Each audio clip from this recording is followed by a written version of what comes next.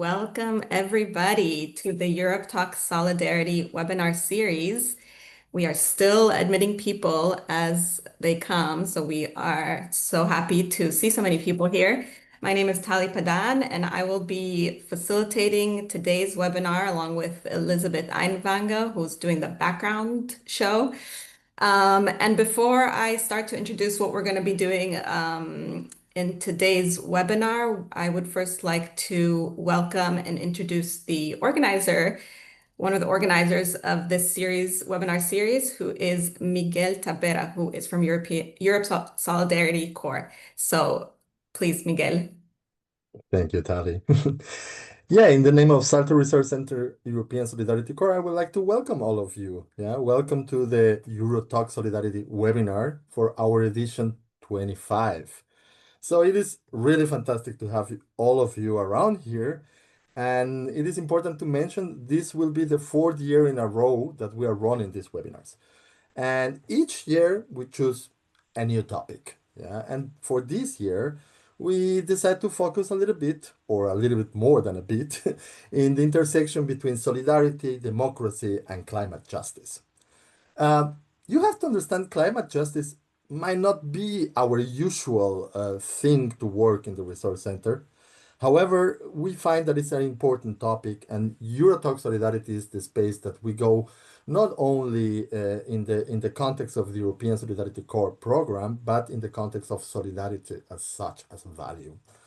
So therefore, we decide to talk about this year. This year is also a little bit different as the prior years because we had normally our webinars in 1 month, in December. December is the month of solidarity.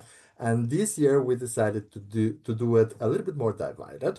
So we have one in October, one in November, and one in December. So it's the first time we're doing like this, and we are looking forward to see how many people are coming and what is going to happen. I would like also to take a little moment to thank the facilitation team, my other colleagues of the other Saltos that are present here, and I'm really happy to be here. So I'm really looking forward for the discussion, that you get something from this. And without further ado, I would say I give you the word, Tali. Thank you. Thank you, Miguel. And yes, so as Miguel said, we are taking up the topic of climate justice, which actually drew a lot of interest. We already have a lot of people on the call and more coming, because it is a topic that's very relevant and pressing, and not the easiest topic to cover because it's at the intersection of many different fields, and it is a topic that requires some attention and not necessarily a comfortable attention because it has to do with inequality and injustice as well. So what we are doing for this first webinar is taking up this topic from a few different perspectives. We're going to hear from the research perspective, in the sense it's actually practice-based research, from the policy perspective, and from two projects that have been kind of engaged in this topic, or the topic of climate change. So we would like to also welcome the audience to interact and use the chat. That is, you can write comments as you hear them. You know, some people, when we're in a group together, when we're in a circle, we can see people like nodding and agreeing and not agreeing, but we can't see that here. So you feel free, even just emoticons or anything you feel that you just want to share, the chat can be your space. Also questions. So how we're going to do this is we're going to have the four speakers, one after the other, with no time for questions in between. But at the end, we will leave, hopefully we'll have 25 minutes to ask them some questions from you. We've already gotten some really great questions from the registration, so we have those in mind. But please do ask them. If you submitted a question, please ask it again on this chat so we have a kind of fresh perspective.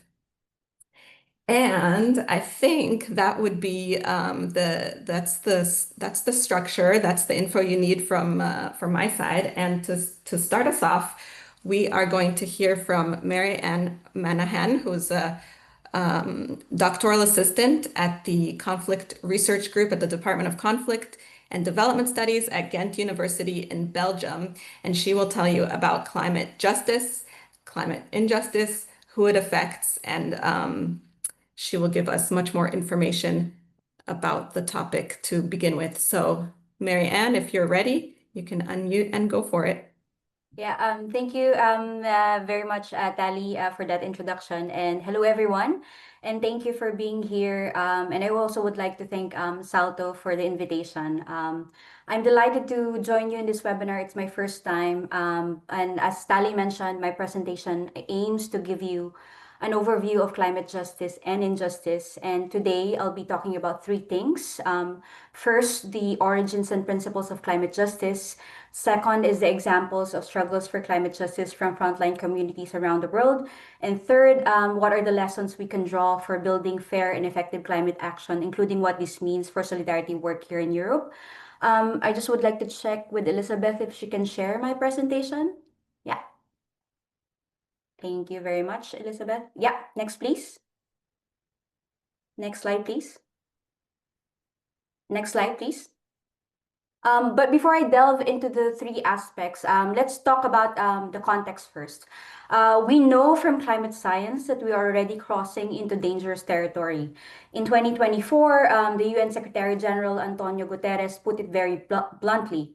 To keep the 1.5 degrees Celsius limit alive, global emissions would need to fall by 9% every year until 2030. But according to him and many scientists, instead, emissions are still rising. So this means the window for action is very small, and the consequences of climate crisis and the climate breakdown are already here, from extreme droughts, floods, and storms to entire cities and coasts at risk of being submerged. Next, please. Next slide, please.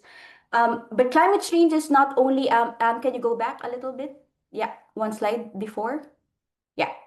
Yeah, no, one slide back, two slides back. Yes. Sorry. I think it's slide 4. Yes, yes, that slide, yes. But climate change is not only an environmental problem. The IPCC, or the Intergovernmental Panel on Climate Change, that provides policymakers with regular scientific assessments on climate change, describes it as a threat multiplier. That means it worsens existing inequality, problems of poverty, hunger, displacement, health risks, etc. And here is the injustice. Those who are most responsible for emissions, such as wealthy nations and elites, will likely not suffer the worst impacts. Meanwhile, those who contributed the least, such as farmers, indigenous peoples, workers, poor communities in the global south, are among the most exposed. So from the beginning, climate change has always been about inequality. Next, please. Climate justice is often thought as a new phenomenon, but it has a longer genealogy dating from the 1970s, for example, with Black, Indigenous, and labor unions in North America and forest-based communities in Asia and Latin America, struggling and exposing the health impacts and environmental racism and displacement caused by toxic polluting industries, deforestation, dam building by governments and corporations. In academic literature, this is often called as the environmentalism of the poor or grassroots environmentalism. But climate justice as a movement, as a concept, really took off in the late 1980s and early 1990s when Global South voices challenged the idea that all countries are equally responsible for global warming. In fact, a very important landmark 1991 report by Indian scholars Anil Agarwal and Sunita Narain, Global Warming in an Unequal World, introduced the distinction between survival emissions, which are produced by poor communities meeting basic needs, and on the other hand, luxury emissions, which are linked to excessive high consumption lifestyle of the wealthy. So this framing and distinction expose the injustice of blaming the global south for a crisis that is driven largely by industrialized countries and elites. And over time, as this slide shows you, climate justice grew into a rallying call for social movements, combining human rights, ecological justice, systemic critiques of capitalism and colonialism. And in the last, particularly 10 years, in 2015, climate justice, for instance, was included as a principle in the preamble of the Paris Agreement. And in the last 5 years, a global justice movement coming from the youth sectors around the world, such as the Fridays for Future and Extinction Rebellion, launched strikes against the political inaction of governments to address global warming. Next slide, please. Next slide. So this is where the framework of climate justice comes in. And it's very important to take a look at the many elements that climate justice is for grounding. First, the root causes. The crisis is not an accident of nature. It is linked to an economic model built on fossil fuels, extractivism, capitalism, and colonialism. Second, it emphasizes the unequal impacts that climate disasters hit people differently, depending on their class, geography, race, gender, disability, ethnicity, and other structural factors. And third, the importance of historical responsibility. And I would like to emphasize here that for climate justice as a framework, it centers that some countries and corporations have really benefited for centuries from fossil fuel-based development. And that means they owe a climate debt and must do more. Fourth, climate justice also emphasizes the limit of conventional responses. Many political or market-based responses, such as carbon trading or technological fixes, really don't address the root causes of the climate breakdown, but in fact create new problems. And finally, the importance of systemic solutions that are already coming from frontline communities that are living in a just and sustainable ways of living. Next slide, please. This is just to reiterate some of the earlier points that I made, and to put it simply, what climate justice asks us is not just about how we cut emissions, but also who acts, who benefits, and who pays the price. Next slide, please. Next slide. In this section of my presentation, I would like to outline maybe three campaigns that emphasizes climate justice. First is the campaigns against fossil fuels and extraction. A global rallying call by many communities and transnational campaigns is a nice slogan and very rhythmic, no? To leave the oil in the soil, the tar sand in the land, the coal in the hole. And one of the leading voices here is a transnational group called Oil Watch, which have exposed as early as the 1980s the link between global warming, oil extraction, the plunder of nature, as well as the violence and impoverishment that it causes against resource-rich communities. So many communities around the world have conducted bold direct actions, such as blockades to hold the construction of coal-fired power plants, major oil and gas pipelines, but also at the same time, these same frontline communities are involved in restoration and rehabilitation in their territories and landscape. Next, please. To give you a concrete example, I just would like to give the case of the extraction in the Niger Delta in Nigeria, where oil was discovered in 1958. And since then, Shell and other oil companies, in collusion, of course, with the Nigerian state, have extracted billions in wealth, while local communities face pollution, violence, and poverty. So for more than 6 decades, oil extraction in the Niger Delta has been an iconic example of how human misery and ecocide go hand in hand. Next slide, please. Activists like Ken Saro-Wiwa, who was executed in 1995, and many others have led resistance struggles. And this slide shows you the long history of resistance movements against Shell's ecological warfare. There has been some legal victories that I think is worth mentioning because it involves transnational solidarity. In a 2021 ruling, a Dutch appeals court found Shell Nigeria liable for oil spills in the Niger Delta and ordered its parent company, the Royal Dutch Shell, to implement a leak detection system to prevent future spills. So this landmark decision, which followed a 13-year legal battle that was brought by Nigerian farmers as well as Friends of the Earth in the Netherlands, was really a significant victory for challenging corporate impunity and exacting accountability. Next slide, please. And today, women like, for example, Martha Agbani are leading restoration efforts. Her group, for instance, has planted a tremendous amount of 1.3 million mangrove trees that combines ecosystem restoration, women's empowerment, and livelihoods in Ogoni land. And this is despite tremendous challenges that is linked to contamination of the soil and lack of cleanup by Shell. So what this emphasizes is really a story of resistance and renewal. And I just would like to emphasize and encourage you, for example, to look at the work of my colleague Amina Adebisi of Odofin, who has been working on this issue. So lesson number one from this struggle against extractivism and fossil fuel. Frontline communities are not passive victims. They are agents of both resistance and restoration. Next slide, please. The second set of struggles that I want to share is about false solution. False solutions are basically policies and practices that really look good on paper, but they really do not solve the root causes of the climate crisis, and in fact, often delay and worsen the problem. So I'll give a couple of examples. One is the carbon offsets and reducing emissions from forest degradation and deforestation, or REDD+. And there's a whole wide of body of literature, research and evidence that shows how these schemes commodify forests and allow polluters actually to keep polluting, while local communities lose their rights to the land and to their forests.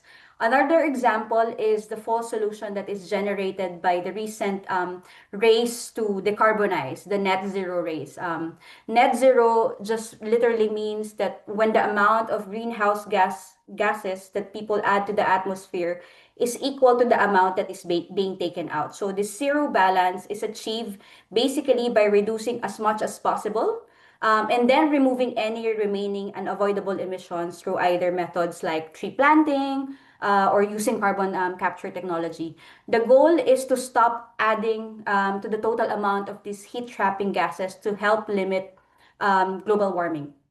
However, and this is where the rub is, many governments and corporations announce and pledge net zero targets. However, they still continue fossil fuel extraction and rely so much on unproven technologies and large-scale land grabs, which again worsen the problem than solving it. Next slide, please. This is just to show you some of the research that I've been involved in documenting this new trend. Next, please. So this leads to what activists call as green colonialism or energy colonialism, or in the words of Algerian activist researcher Hamza Hamouchene, green colonialism can be defined as the extension of the colonial relations of plunder and dispossession to the era of renewable energies, with accompanying displacement of socio-environmental costs onto peripheral countries and communities that prioritizes the energy needs of one region of the world over another. Next, please. So, in other words, green colonialism is reproduced when global south countries provide the critical raw minerals such as lithium, cobalt, nickel needed for energy transition, as well as for electric vehicle batteries, for example, and they bear the social environmental costs, while the global north consumers and governments produces and consumes clean technology, and unfortunately continues business as usual. So lesson number two, we must be wary of quick fixes that simply shifts the burden onto the most vulnerable. Next slide. And this is the last example of campaigns and struggles that I will share. There are alternatives. Around the world, communities are experimenting, for example, with eco-social transitions. So you have examples that highlight community power through either indigenous stewardship of forests, or through examples like food sovereignty movements like La Via Campesina, which is a global peasant movement that focuses on valuing food producers and localizing food systems. And you also have examples of locally owned, even corporate and owner and union-owned renewable energy systems. There are also movements such as the Trade Union for Energy Democracy that links climate action with labor rights, gender equality, and racial justice. And also, finally, global solidarity networks that build alliances across borders, either for the growth, for post-extractivist economies, and just futures. So here in these examples of initiatives and action that are built on climate justice, we have philosophies like Buen Vivir from Latin America, which centers on the idea of living in harmony with nature, as well as Ubuntu from Africa, which basically emphasizes the interconnectedness of humanity, our collective responsibility, issues of principles and values of reciprocity and social justice that provide living examples of how to rethink development beyond growth and extraction. Next slide, please. This is just to show you a map of the different alternatives that are already being constructed around the world. Next slide, please. So, next slide. So in conclusion, and to wrap up, what do this campaign about climate justice tell us? First, climate justice tackles the root causes. It shows that responsibility is specific, not only the general idea of humanity, but zeroes in on particular actors, corporations, and systems that have caused the climate crisis. Second, effective climate action must be rooted in justice, and without addressing, for example, inequality and historical responsibility, solutions will tend to fail. Third, the importance of solidarity and care are essential. So communities facing the worst impact show us that resilience is really built collectively. And finally, that systemic change is possible from below and that they need recognition, support, and solidarity. Finally, I think for the members of the European Solidarity Corps, what climate justice teaches us is that, again, climate action is not about only reducing carbon footprints. It's about listening to and learning from frontline struggles, acting in solidarity, and pushing for systematic changes that makes transition fair, democratic, and caring. But it's also about exacting accountability and demanding, for example, from the European governments and the US, for example, and powerful institutions like the EU, that they must take responsibility for historic emissions, pay for their climate debt, and stop exporting harm, and instead stand behind systemic, justice-centered alternatives that are led by communities on the front line. Next, please. Thank you very much for listening. Just to show you my contact if you want more information about our research on climate justice. And I look forward to your questions and reflections. Thank you, Mary Ann, for that really interesting and rich presentation. There was a lot in there, and I'm sure you're going to have questions at the end. Please also, if you have questions now, if you have reflections, you can feel free to put something in the chat. I'm not going to read them out right now, but just to get a few impressions before we move on to the next speaker. You can even put one word. I'm not going to call you out also. But thank you. That was very, very relevant and very good to hear. So we will move on. I see there's no reactions in the chat just yet. So we will move on to our next speaker. And this is an interesting combination because now we had a call from Marianne for the policymakers, and now we have someone from the policy side. From actually SALTO Green, which is a resource center that's dedicated to issues of sustainable development and the green transition. So that's Ana Luis, who will speak to us about how climate change intersects with the work of SALTO Green. So go ahead, Ana Luis. Thank you. Yes, thank you so much for having me. Hello, everybody. Thank you as well for coming to this event. So my name is Anne-Louise Dupin, and I work with SALTO Green, so the equivalent of SALTO, but for the green priority, the green transition in the Erasmus Plus and European Solidarity Corps priority. And I'm going to talk a little bit about what it means within the program. So again, like more of an institutional view. And just to get started, a little, let's go over the reason why we're here and the problem that we're trying to solve, which is the risks that global change is making Europe face. European land is rising in temperature faster than the rest of the world. That doesn't mean we're going to have, as we discussed, the most impact, but we are even more concerned than other areas of the world. The regions near the pole heat up faster. In Svalbard, very high in Europe, we already see temperatures rising more than 3 degrees, which is quite catastrophic.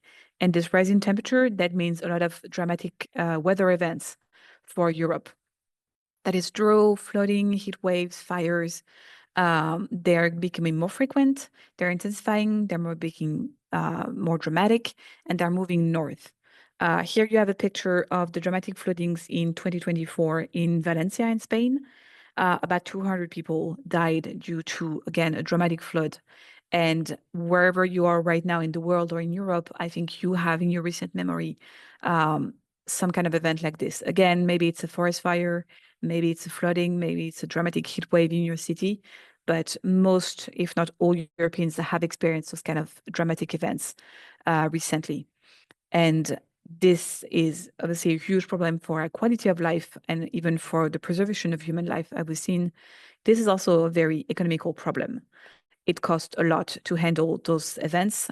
We estimate that just this 2025 summer weather with some heat waves and forest fires costs already 43 billion euros for the European Union.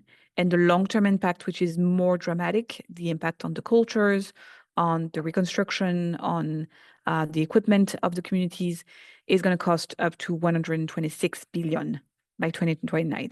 And I think this is a very important number to keep in mind the next time you hear a politician tell you that there is no money to finance the green transition. There is not enough money to not finance the green transition. So this is all connected to climate change. Also connected to climate change is the loss of biodiversity. It's also connected to artificialization, to pollution. But we know that the natural resources in Europe are being impacted.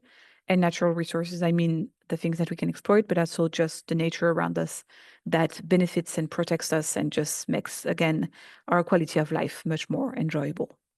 So these are all very bad points. I don't want to finish on too much eco-anxiety, so I'll just also point out that we are doing something about it in the European Union.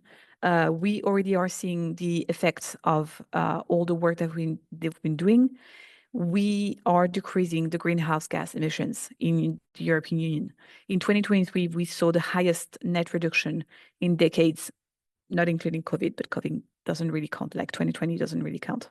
So that means it's working, and that means we have to keep pushing, because unfortunately there's a lot of calls at the politician level to stop the green transition, to go back on everything that we put in place. And well, personally, I think that would be really bad, but I know some politicians disagree with me. But anyway, the way we have obtained those results already, it's thanks to the European Green Deal in a good part. This is the investment plan from the European Union. That means we are changing regulation, but we're also putting a lot of money, again, into the green transition, into accompanying and mitigating the climate change and the transition that we have to face either way. These are a few of the objectives of the Green Deal: becoming climate neutral in 2050. Sorry.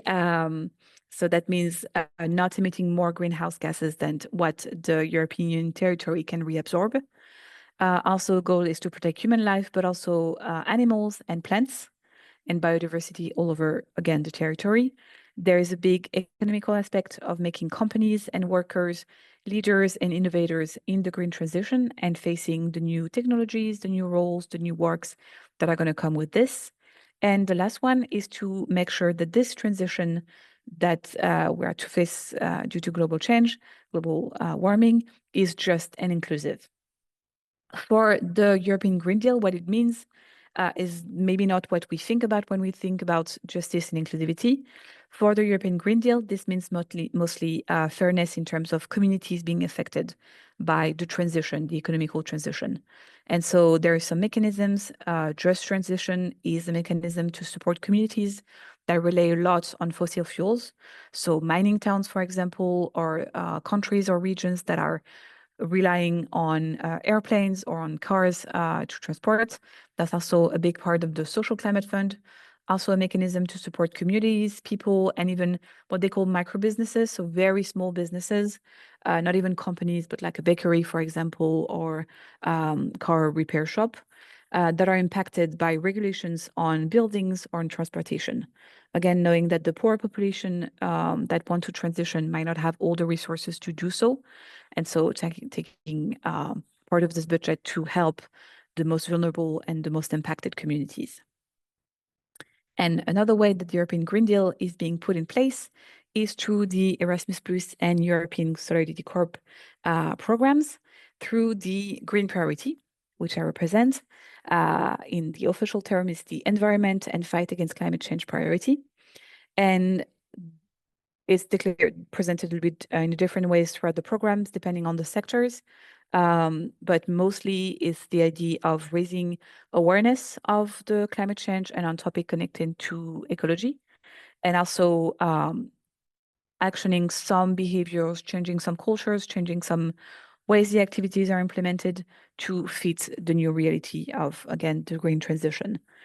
Specifically in the program for the youth sector, we talk about making learners, staff, and youth workers actors of change, which is very interesting and again fits a lot with the thinking about including people into the green transition and giving them decision power.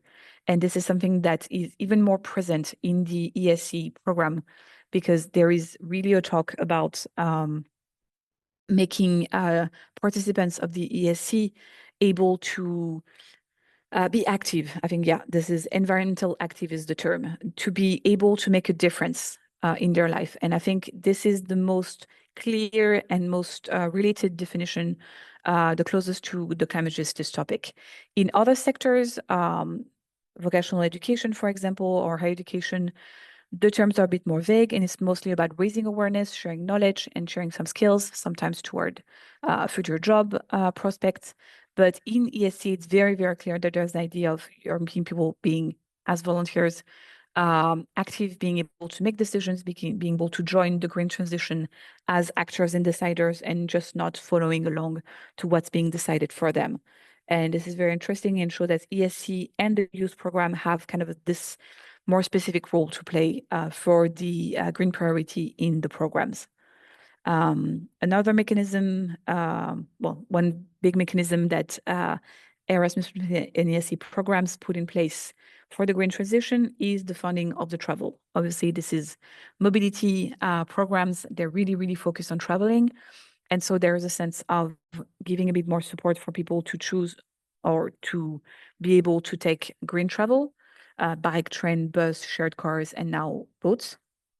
And that means also, and that's the first, part of taking into consideration inclusion, is offering more travel days and more extra support, financial support for people who are traveling, depending on their needs. And specifically, there is this idea of having extra money, basically extra support for people who have inclusion needs for traveling, because again, taking the train for a day and a half versus one plane ride, that brings a lot of different needs, and it's a bit more complicated than just switching your tickets. So this is one of the mechanisms of the programs to help all the projects and the participants do their green transition.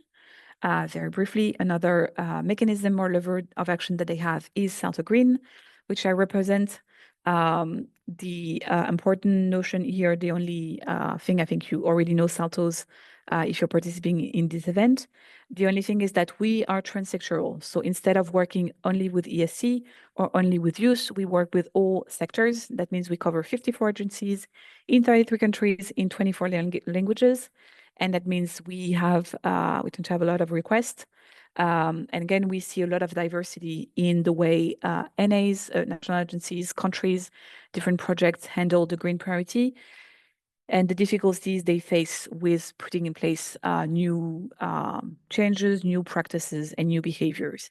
And we see this particularly in the projects, because this is, I think, the biggest and most obvious way that the Erasmus Plus and ESC can foster the green transition is through all the mobility activities and projects. And you have our compendium of good projects on the right, but we try to figure out if there were projects from both programs that talked about climate justice and that explicitly were about climate justice. And we couldn't find any that really talked about this topic. But we also identified a lot of good practices that connect a lot with climate justice, and again, with the connection of the green priority and the inclusion and diversity priority. You can see some example here. This is not, we're not quoting specific projects, but this is good practices in terms of either the content of the activities or the way they're implemented, that we feel is very relevant to encouraging young people to be more and more actors of the green transition. And again, not just being aware of this and seeing, decision being made for them. And there's a lot of talk about, again, turning the participants into trainers for their peers, into actors, trying to take those activities into like a pathway to citizenship, active citizenship, or even political engagement. And working with, again, this idea of actors of change within the program. And that's kind of, if you want to see the details of the project, you can refer to our compendium.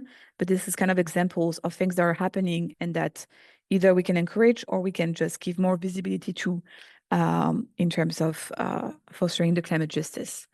And to finish, a few questions, because you might have noticed throughout my presentation that there is no objective explicit references to climate justice in the programs or even in the Green Deal.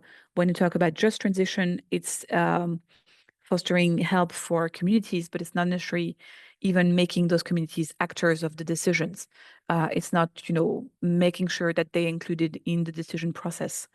And so that might be a bit of what we're missing in the programs. That might be why this is very interesting to have conversations about this and see how we can do more for this, either, as I said, by making the things that are already happening more visible or keep exploring those topics.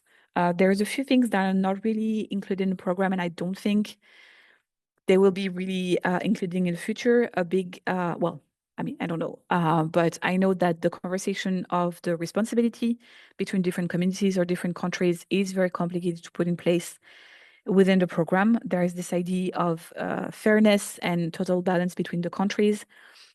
We see this a lot with the idea of whether you're on an island or, in a country that is super connected by train, your expectations are the same. And it's very complicated right now. There is not a lot of push to have those kind of different rules, for example, and say, typically, if you live in Brussels, you have much more opportunities to take the train and do your mobility by train than if you live in, for example, Greece, where you're much more further away geographically and you have less access to infrastructures.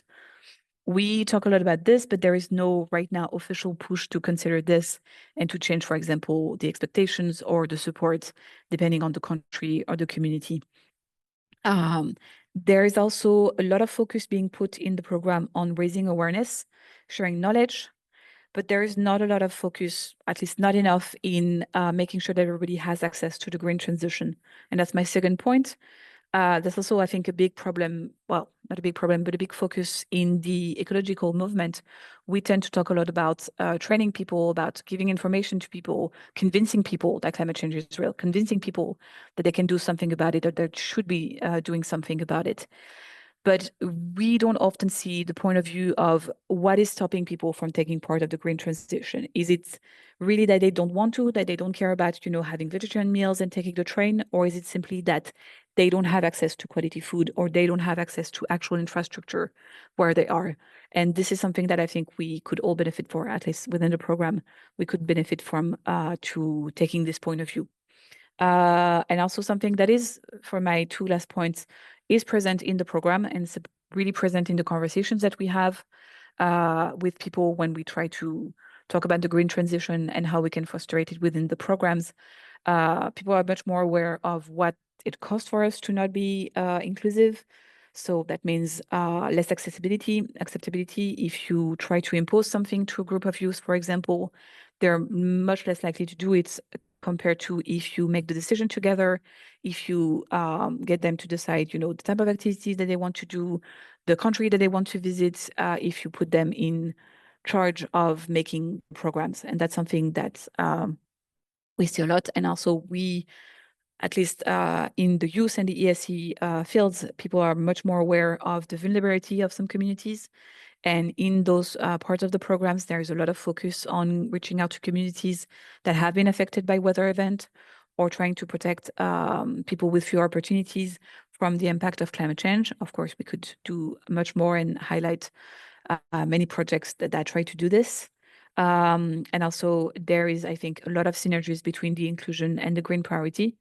The biggest one is that we are trying to push for change. We are asking the question of why are we doing this way? And isn't there a better way that we could do this? And I think the answer is always going to be better for inclusion and for green every time you question, again, the food that you're serving at every single meal, the way you meet people, the number of participants that attend this event and who they are.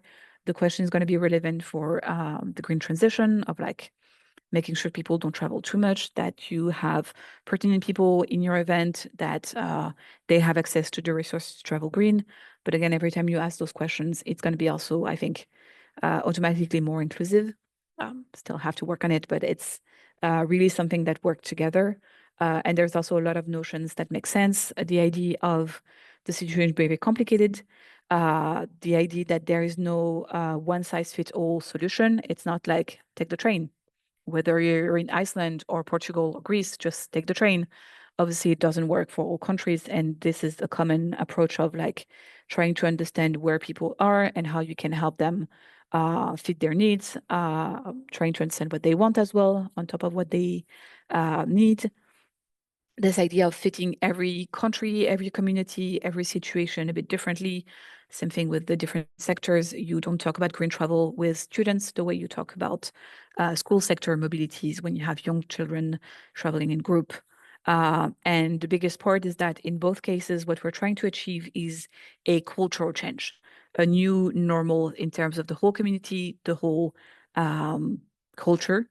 The idea is to green all the project and every aspect of the project. And I think this is the same thing for inclusion. And so this is only going to happen if we get everybody or almost everybody on board. And that means like, again, making sure that everybody is considered and everybody has their say and everybody can influence the way we do the green transition. Yeah, so I think that's about it for me. Thank you so much for this. I hope that was clear and bring a few interesting points. Again, my main point is that there is not a lot of climate justice explicitly within the programs, but there is a lot of initiatives that connect to it. And we can really work toward making this more present and more visible. I think that's good for me, Tali. Thank you, Ana Louise. Yes, very interesting. And it sounds like you're dealing with a lot of dilemmas there with pushing something on the agenda, but also wanting to empower participants to really get engaged. And this thing of there's no one size fits all is also got some applause from the group. That's also makes it very difficult to make policy, right? So it's good to hear that it's being fought for getting on the agenda. And it's also actually because of because this SALTO Green exists and there has been support for participants to do projects towards climate change, climate action that we have the next two presentations. So I will segue to that because we would like to hear now from two people who have implemented projects that are on the crossroads of climate justice. And the first one is Victor Gonzalez, who comes from an organization called Neo Sapiens in Spain, and he will talk about his Key Action 2 project about global supply chains. So Victor, you're welcome. Thanks a lot, Tali, for the introduction. Well, as you mentioned, it's true that climate justice is a very broad topic and it's interconnected to different areas. And as you mentioned, our project is related to supply chains, which is not directly climate justice, but it's something very related, as we will see after. So, well, my name is Victor Gonzalez, as you mentioned, and I am representing a Spanish social company named Neo Sapiens, which is dedicated to the professionalization of non-formal education and to promote international youth mobility opportunities, mainly through European programs, Erasmus Plus, and the European Solidarity Corps. Broadly speaking, we design and manage educational and social projects at regional, national, and European level and support other public or private entities to manage their own initiatives in cooperation, always promoting sustainability, inclusion, and global citizenship issues. So yes, we are very happy to present the project From Change to Bridges, a Action to Erasmus Plus project focused on global supply chains, which is very connected to climate justice, as I was mentioning before. It is coordinated by an Austrian organization, Jugendliche Nobel, expert in cooperation for development in Austria. And we also have partner entities in Spain, as Neosapiens is, in Poland, Germany, and Romania. The general aim of the project is to support understanding on how the global supply chains affect people and the planet, and also to empower young people and organizations to take action for fairer and more sustainable global production systems. Next slide, Elizabeth, please. So, well, the plan for the next 10 minutes is going to be going through all these 4 sections. What is global supply chains? The project main goals and products. Some activities we have already carried out in this project, which is ongoing, by the way, and also what's going to come next. Next. Well, let's start with the project topic. What are global supply chains? Next slide. Thank you. Well, global supply chains is understood as the worldwide networks of production, transportation, and distribution that connect raw materials or services also to the final consumers. These supply chains are often concentrate environmental environmental harms such as deforestation, pollution, carbon emissions in countries with weaker regulations, often in the global south, even though the services on the final consumers mostly are in the global north, of course. Building fair and sustainable supply chains means promoting fair labor practices, reducing carbon footprints, and helping communities build resilience. That's why effective management and transparency are the key to ensure ethical operation at every stage. In short, our project advocates for moving from chains that slavish and exploit to bridges that connect and empower. This is a bit of the metaphor in the name. Next slide is about the connection with climate justice, which is the main topic of this webinar. The link between supply chains, for my English, and climate change is very strong. First, there is the unequal responsibility and impact. Those who contribute least to the emissions, mostly in the global south, face the worst consequences such as droughts, floods, or displacement, or also issues related to production like the Rana Plaza disaster that you see in the image on the right side. Secondly, there is economic and environmental imbalance. Wealthier nations and corporations profit from production while externalizing its environmental costs. This is a problem that we saw during our project that it's increasing nowadays, even though we are in 2025, this is still growing. And finally, these inequalities reflect colonial continuities, which is a very important aspect of climate justice. It can be like the historical part of climate justice, where historical power structures and exploitation still shape today's economies. In the next slide, we're going to present the main goals and products of our project. Next slide also. We have 3 main goals, which are the promotion of critical thinking among young people so they can make conscious, informed consumer choices. You will see that this project is focused towards young people as it's financed by Erasmus Plus Youth. Strengthen also a second goal, youth workers' skill to mobilize young people for advocacy and social action. And the third goal is making global supply chains accessible and engaging for young people with fewer opportunities, sparking curiosity about how our world is interconnected and we have impact on global decisions. Next. To reach these goals, we are creating 3 main products. One of them, as you see, is mostly finished and is going to be published in the next weeks, and we're still working on the other 2. When they are ready, they will be published through the partner countries' websites and social media. You will see in the last slide, and also on European platforms like, for example, SALTO, let's say. The products are a handbook on efficient and fair supply chains for organizations. Any organization here for example, an NGO, can self-assess its supply chain's policy and reality and see how sustainable it is. There are also help sections, practical guides on how to improve and build a real fair supply chains policy inside the organizations, and so on. Real examples. Then we have a toolkit of workshops, a very basic toolkit on sustainable production designed for youth workers. It will contain different activities and workshops that youth workers can use to try and to implement to raise awareness among their young people on the topic of supply chains.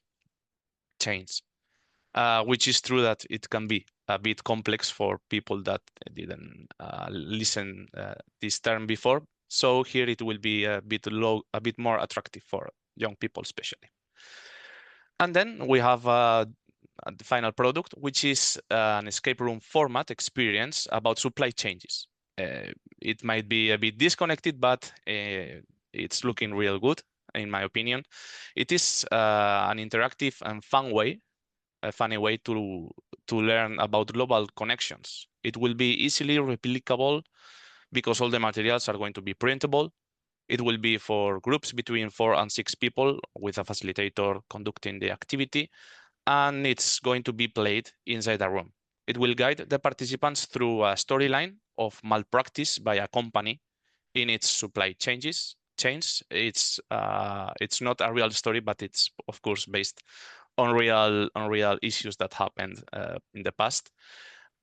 They will have as participants to investigate different things that they are going to find out during the process, and they will find how they can help to report such situations as participants, and also during the reflection part, what is the potential impact they can have in these decisions.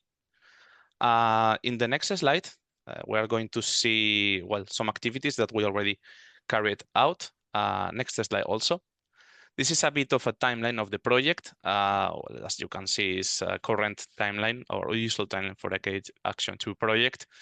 It started in June 2024, still working on it. As you see, we are finishing with the activities of October. You can see, as I was saying, the usual activities in a K2 project. For example, the development of outputs in the upper part, but also we have organized some interesting events and actions, which I'm going to comment next, starting with the online training course for project staff in the next slide. We organized an online training course for the project staff, the people who is working in this project, to raise awareness about supply chains. Still, for us, maybe it was also something we were not very deeply connected to. So through 5 expert-led workshops, the main idea was to raise awareness and to make us a bit more concerned about what supply chains are. The main topics to learn about were the context of supply chains, a bit of definition, what are them, colonial continuities, worker rights, relocation, and global consequences. In the next slide, we will see some visits to local good practices that we have implemented in the 5 partner countries. Visits to companies and organizations promoting local production, fair trade, and local consumption and sustainable consumption.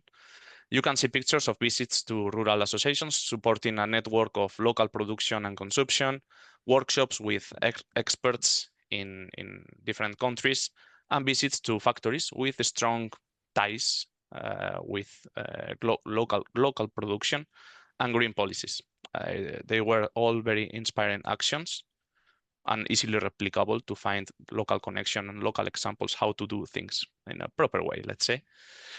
In the next slide, we will see one of the key milestones of our study visits. I see that in the presentation, some images cannot be displayed. I don't know why, but well, in the end, while I am explaining, you will get an idea of what the activity was about. It was a study visit in Brussels. More than 18 young people and youth workers traveled to Brussels to explore advocacy actions on supply chains at European level. They visit European institutions like the European Parliament, which is one of the pictures that you cannot see in the presentation, and also were received by decision makers of the DJ Directorate General of Justice and Climate, met organizations working on sustainability and fair trade, and also they participated in our own workshops conducted by the staff of the project. It was a powerful experience. Participants from 5 different countries together exploring about what the European Union is proposing to tackle the problem of supply chains, connecting policy, education, and youth engagement. And well, we're going now in the next slide to start with the last section of the intervention with another picture that you sadly don't see. This was a funny one actually about the escape room that we test in the project. So, well, there are some future activities that you will see in the next slide. Well, the project is going to finish in only 5 months, so still we are closing the last testing phases and the presentation of the materials that are yet to be finished. In the next slide, we will see just a bit of the initiatives that are finished, and still there are some pictures. I don't know why we cannot see them. In my computer it was possible. Well, anyway, the main 3 actions that are going to happen in the rest of the project is the presentation and the local testings of the toolkits of workshops, which is our second material to be implemented, and it will be tested by local youth workers in the 5 countries through non-formal education spaces. Also, we are going to test our escape room, which is now being finished, and also this will lead to locally engaged young participants, youngsters, in playful but meaningful way also. And our biggest event of the project is going to happen in March 2025. We will hold a youth conference, international conference in Vienna for more than 80 participants from 5 different countries. It will be a 3-day event full of workshops, study visits, seminars. We will celebrate what we have learned through all the project and how young people can shape fairer global systems. How they can put their bit into this.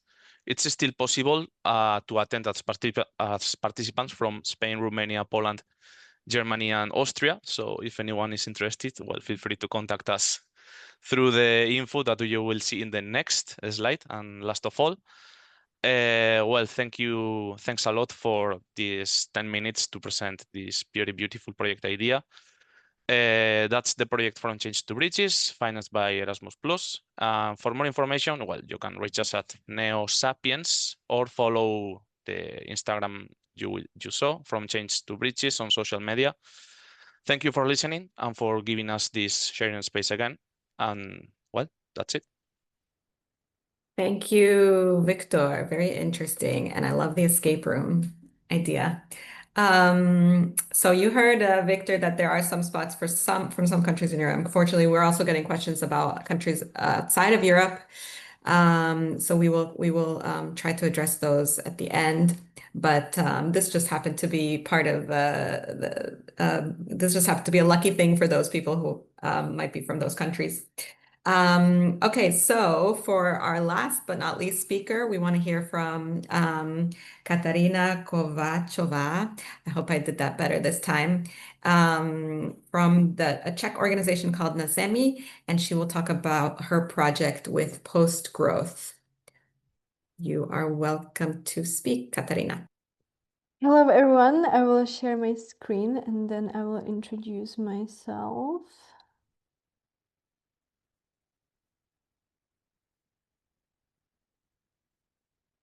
Can you see my screen? Is everything all right? It's not on the presentation mode. It's on the kind of PowerPoint thing. Oh, Maybe we just have to wait a bit. okay.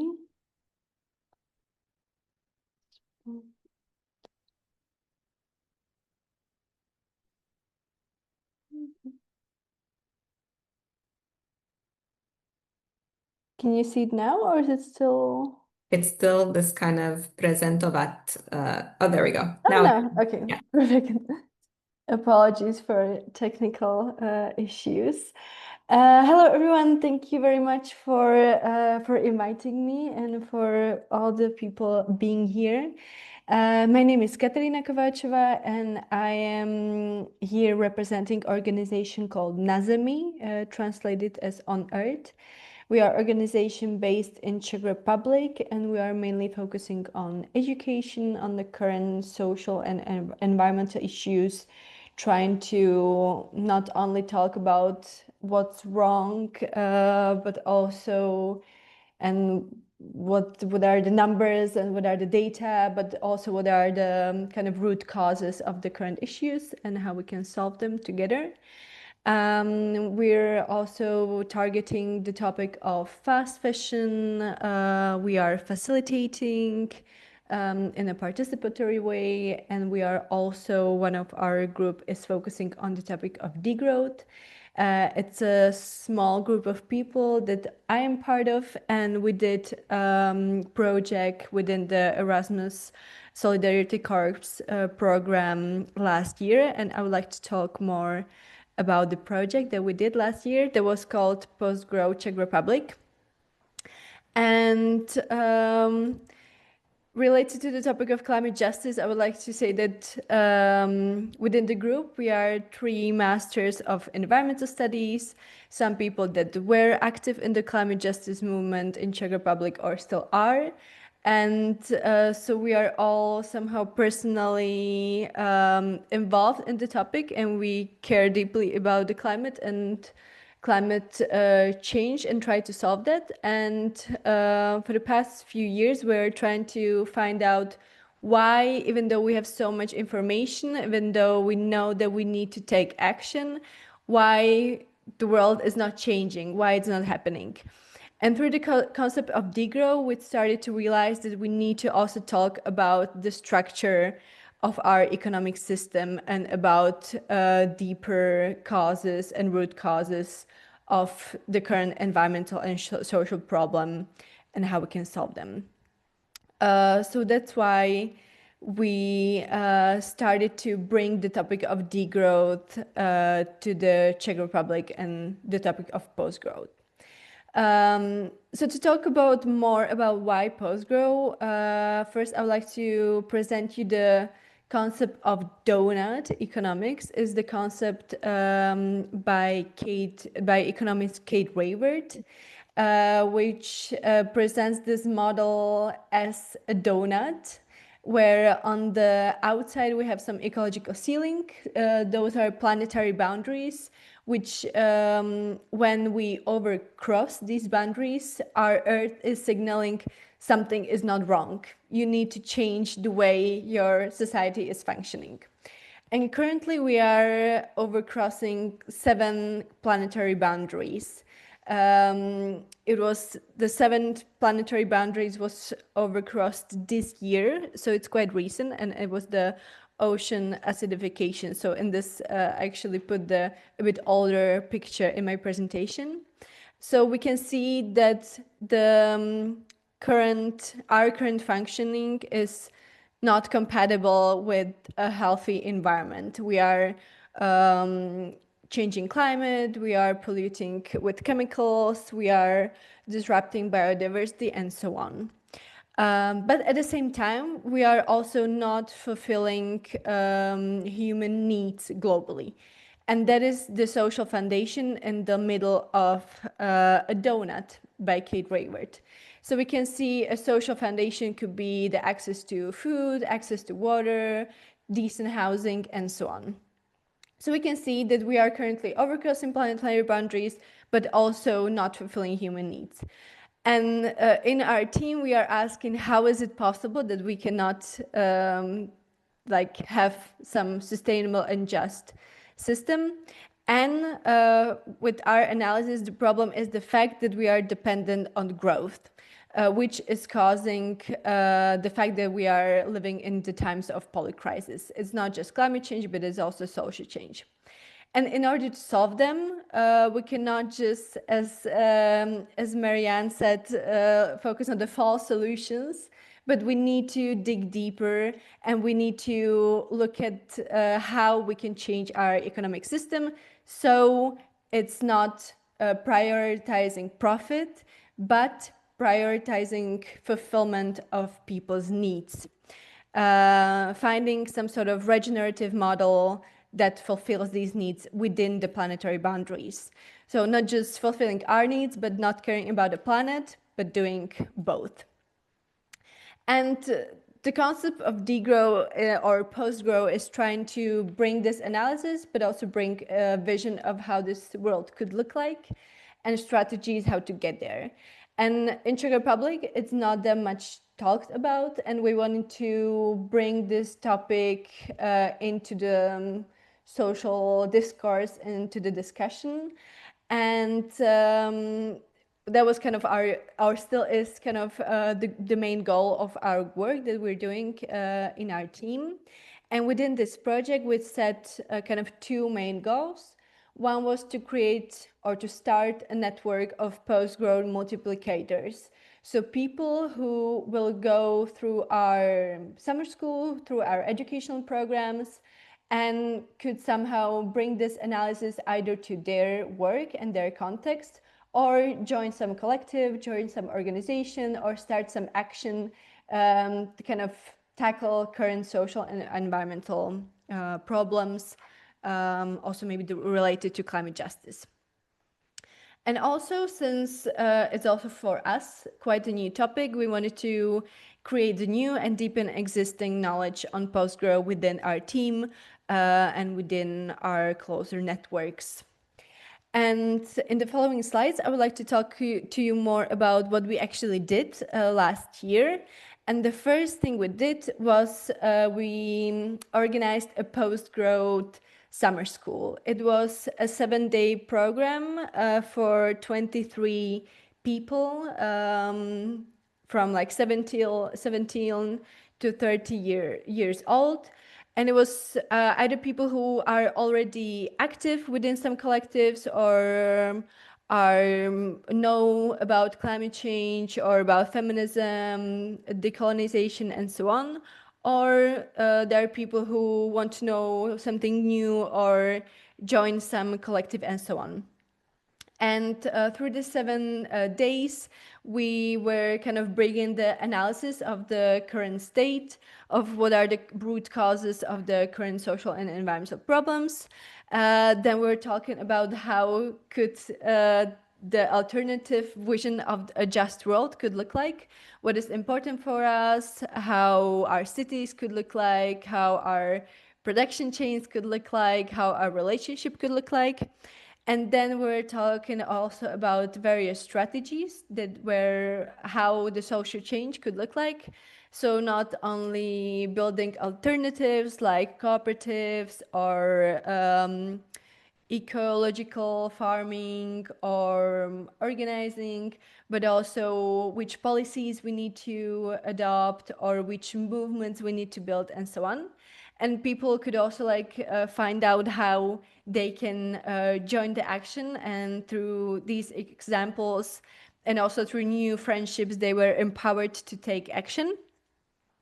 And this also fulfilled our goal to make a network of people who want to do something together. And I can say that this group is still kind of friends together, and there are new friendships and people working together and meeting each other. 1 month after the post-growth summer school, we did a follow-up meeting where we followed up on what happened in the meantime. And then we also did reading groups. We did 6 reading group sessions where people were meeting regularly, talking, first reading some text or book, and then discussing the content or what came up for us during the reading. So we're talking about how, as I said, how our towns or cities could look like, or how could post-grow businesses could look like. And we're also covering other topics that were relevant for us at the time. So we're deepening our knowledge. And we also had meetings of our team to kind of share what we want to do, what skills we need to gain, how we're doing with our strategic goals. And we were also inviting people who are not part of our team, but are focusing on the degrowth or climate justice in Czech Republic to kind of share what's relevant, what we want to do, how we're doing it, and so on.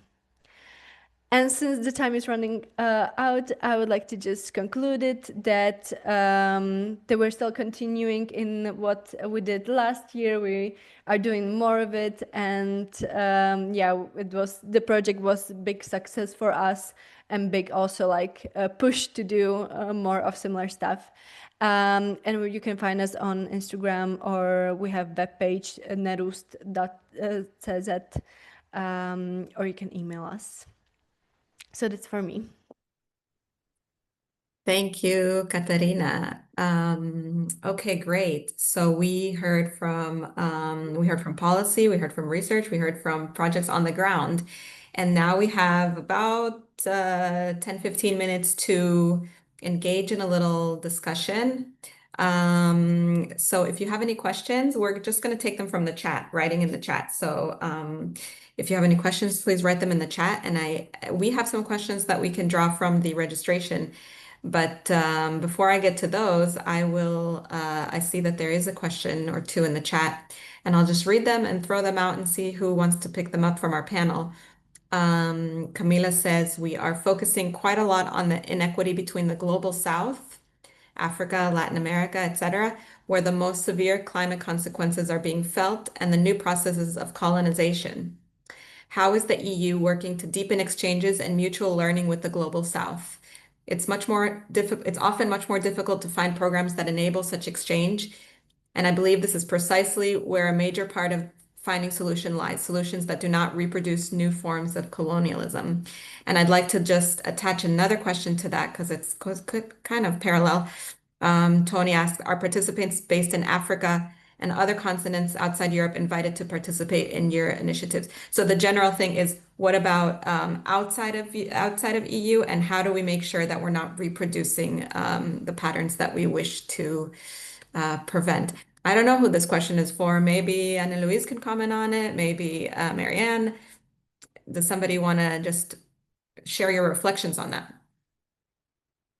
Maybe I can speak up for the program. I know there is so the program Erasmus doesn't concern only the European Union. There is also a few countries, typically Turkey, that don't belong in the European Union, but are still part of the Erasmus program.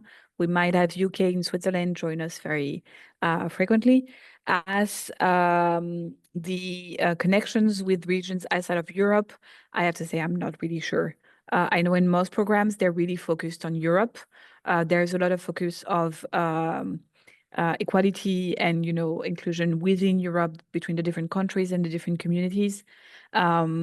So yeah, that's my answer to say I'm not sure. I think it's really interesting, and I know there's a few initiatives as part of the Green Deal to better understand the impact that European Union economy has on other regions, and make sure that we don't just address the emission that happen on our territory, but also the ones that we contribute to in other countries. But yeah, that's the extent of my expertise. So if someone else wants to jump in and has maybe more information. Yeah, thanks, Ana Luis. I'm not going to answer from an EU perspective because I'm from the Philippines. But I will share some of the work that we have done, especially in the past around advocacy and international solidarity work. One of the things that we did like a couple of years ago was to bring a number of experts and also social activists that are working indeed, for example, on the green colonialism angle of the decarbonization consensus and the dominant green transition that is happening, coming from Latin America, Africa, and Asia to Europe, and basically be engaged in a 2 week long set of activities of talking to their counterparts in civil society here in Europe, in Brussels, I think they went also to Berlin, as well as to I forgot another key city in Europe, to London, to basically, yeah, indeed kind of point to the negative impacts that the green transition is basically doing in many of the territories. It's creating new sacrifice zones. It's basically impoverishing people and displacing people, and to basically demand and to kind of work with the local organizations to demand policymakers and politicians to address this and put a justice angle to, for example, the Green Deal and other elements of that. That was a very important, I think, initiative because on the one hand, it kind of linked, different struggles across the world, research, activism, at the same time, talk to key actors here in Europe, including the European Parliament and the European Commission, to raise this concern and to indeed kind of how do we move forward together, and not replicate these colonial patterns of extraction and relationship.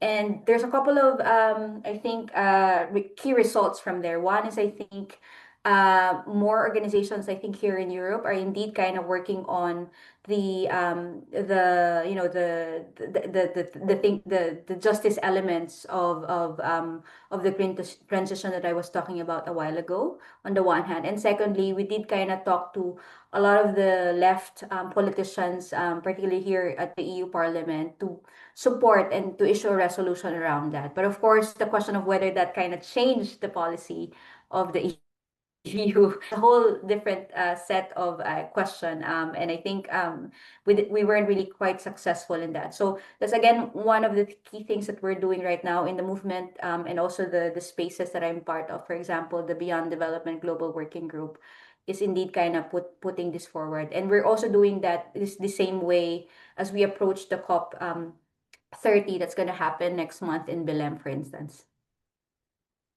Okay, thank you. Yes, that was very, very robust answer to this question. And then there has been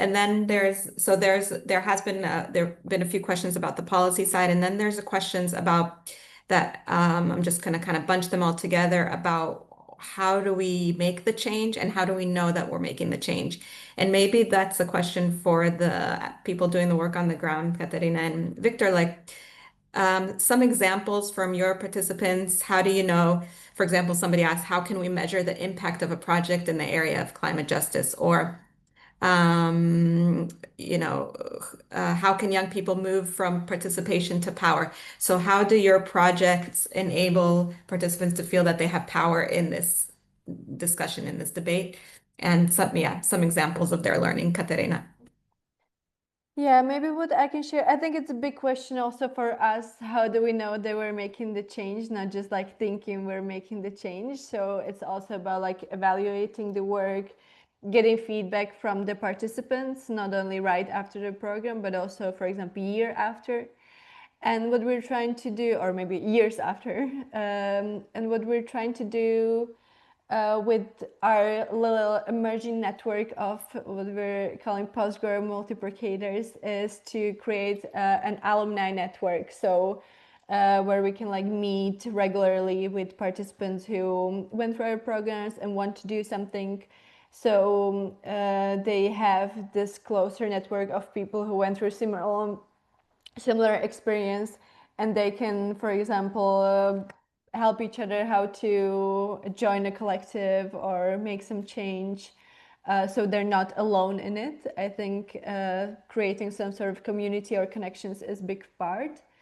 And yeah, so I would say that's the main kind of goal for us, not just to have participants and say bye, but also create like networks that can last, and help each other. But we are also facing the fact that it's quite hard to make a change in a way, since we need, in order to create a political or social change, we will need like new structures or new forms of ownership, new forms of organizational structures, and so on. So it will take a lot of strength and capacities, and we still need to try to figure out how together how to make changes, especially with the current political environment, not just in Czech Republic, but in the whole Europe, with the extreme far right people being in power, and the wealth inequality being deepened. So I think it's a big challenge, but we need to figure it out somehow together. Thank you. Victor, do you want to comment? Sure. In my case, I will connect the question or the topic with the project From Change to Bridges, which is, as I mentioned during my intervention, financed by Erasmus Plus project. Well, unfortunately, the Erasmus Plus Action 2 doesn't bring a lot of opportunities to include participants, youngsters, and also organizations in direct actions from the Global South. That's true. Of course, there are other finance lines, there are other programs which allow this in a very broader way. But in the end, in a K2 project, as part of the team, our main goal to put our bit into this is to raise awareness among youngsters and to make them understand, to make them aware of the problem that we have regarding supply chains. In the end, we are part of this problem. We cannot make young people responsible for that, but it's in our hands to support them to be a bit more conscious about the problem and the actions that they can take from their, let's say, little position. So, well, in the end, our goal is just to help support young people and also people from staff organizations to make this click in the mind and say, hey, this is a problem. I am not the responsible of that, but I can work on that a little. For example, I will connect to one comment which was on the chat from a participant from Balochistan in Pakistan, explaining a bit about the reality of this region in Pakistan. If 50 people has read this message and they are now a bit more aware of the problems that people living in this area suffer every day, well, that's good. That's one of the goals that we have to carry out or to achieve through key action problems, sensibilization and raising awareness among our target group, which is youngsters and youth workers. Yeah, thank you. I was also, it was also new for me, so thank you for sharing that. And a few more questions. We probably only have time for one question. We have to do a little concluding. But then one question that I really liked, very direct, that came in, which you a little bit addressed in your talks, but I'm just going to ask it and see and hear your thoughts on it, which is, who holds the power to drive climate transition in Europe? It's a very direct question. So who holds that power? Because now we're kind of saying both policy, young people. Who would you say holds the power? Yeah, Ana Luis. Yeah, I think objectively, politicians and economic leaders, I think, hold the power. They could make very simple decisions that could change things dramatically from one day to the other in terms of investing in train lines, for example, instead of planes, instead of investing in local economies, instead of importing. I think objectively, those are people who can make big decisions and big differences right now. I think the bigger question, or at least the question that's more productive, is like, who's willing to use that power? And people on the ground have much less power. Obviously, you cannot change the world. You can maybe change a few things around yourself in your community or in your city. But I think objectively, those people are much more likely to use that power for the green transition. So yeah, I would say definitely, like we get this feedback all the time from a lot of people, both in national agencies and in the project, of saying, like, I would love to do this. I'm really convinced I want to act, but my agency is not going to pay for my travel if I don't take the plane. They're not going to accept for me to take 6 hours instead of 2 hours. Or, I am limited in terms of restaurants that I can use. Or, school saying, again, like, I am limited in what I can do with my students because we have bigger, controls, and those people are not really willing to change. So again, we don't have a lot of power, but we are much more likely to use it in the right direction. So I think that might be the best way to look at this. Thank you. Anyone else on this question? Yeah, Katarina. Yeah, I think that currently who has the power are big corporation and economic leaders who, as I was trying to also show in my presentation, will do anything to gain and maximize their profit, since we live in a growth society. Especially now in the name of competitiveness, I think a lot of greenwashing might happen, and and yeah, but I would like to highlight also what Marianne said, that a lot of power is held in the frontline communities who resist environmental and social injustice, and I think those should be also examples of people power that I think when people will organize together, they can have much more power than corporations in those frontline communities places. Okay, thank you. And let's take one final question from Leonardo, who's been waiting and Yeah. raising both hands. Thank you. Thank you first for the presentation. So I would like to underline again that this kind of, the need to really sensibilize, to really educate like young people and youth, like the younger generation, to understand that maybe as long as the society is market driven, is driven by the economy, not by politics per se, because at the end of the game, I guess the major footprint is given by the economy and the need to grow.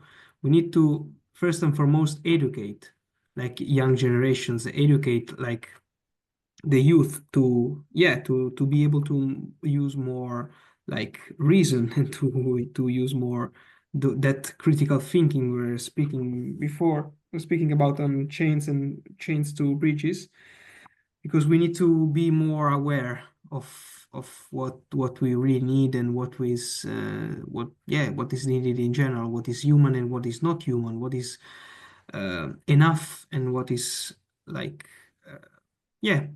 what is sufficient to live, and not to to keep it like as a product, like a excessive product, or something that can be related somehow to capitalism and hyper growth. So yeah, for instance, I'm just a ESC volunteer. I'm doing my project and I'm in a eco village. First time ever in my life volunteering and being also in a eco village, never being before. It's a community that intentionally decided to recreate an alternative way of living based on more deeper connection, let's say, with nature, with more sustainable practices like eating from the garden and from their own garden, etc. So really taking back on more simple and more sustainable practices by doing. So Thank you. Thank you. sensibilizing and also doing at the same time. Yeah. Thank you Okay. for your time. Thank you. Thank you for your comment. And yes, this is some of the alternative communities that you're speaking about are happening along with these projects. There are happening many other projects that reflect this need to do something about climate justice. So I hope if this conversation was informative for people. The video recording will be available. We will send it to you. Thank you to our speakers, Marianne, Ana Luis, Victor, and Katarina, very much for your engagement and for coming, for the audience, for your participation.